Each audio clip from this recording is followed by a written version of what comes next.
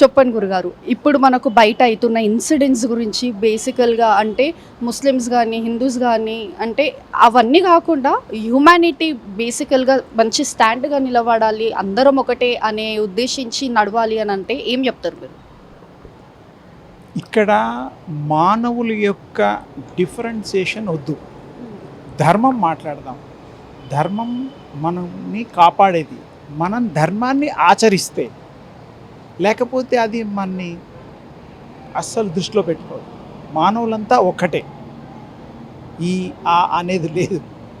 అన్నీ ఒకటే.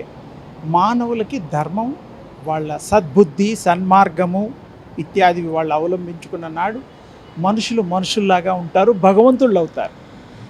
అంటే ఏమిటి? తేలికగా మన ధర్మాన్ని కాపాడినప్పుడు ఇతరులకు ఇబ్బంది ఉండదు.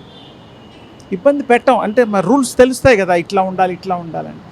ఎవరిని ఇబ్బంది పెట్టకుండా ప్రేమించడం, దయ చూపించడం, కరుణ, ఆపదలో వాళ్ళని ఆదుకోవడం, ఒక తోటి మనిషిని మనిషిగా చూడే ధర్మం.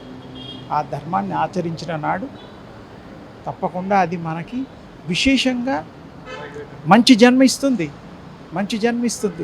మంచి బ్రతుకిస్తుంది. ఈ జన్మలో మనకి ఇబ్బందులు కలగజేయదు ధర్మాన్ని కాపాడితే. లేకపోతే ఇష్టం వచ్చినట్టు మనం ప్రవర్తించవచ్చు, ఇష్టం వచ్చినట్టు మనకి శిక్షలు పడతాయి, అసూయలు పెరుగుతాయి, రకరకాలు. అందుకని ఈ ధర్మాన్ని కాపాడదాం, ధర్మాన్ని ఆచరిద్దాం.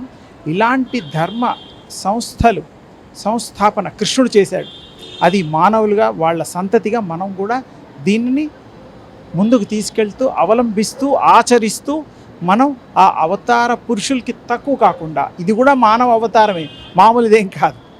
భగవంతుడు కూడా మానవుల అవతారంలోనే, ఆ రూపంలోనే వచ్చారు. రాముడు, కృష్ణుడు ఇత్యాది దేవతలు.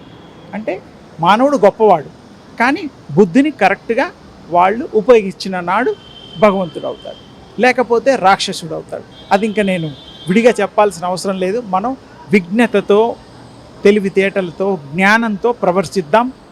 ఈ యొక్క భూభాగాల్ని, ప్రపంచాన్ని మనం మంచి చేసుకుందాం, మంచి బ్రతుకుని ఇతరులకి ఇద్దాం, మనం పొందుదాం. సర్వే జనా సుఖినో భవంతు.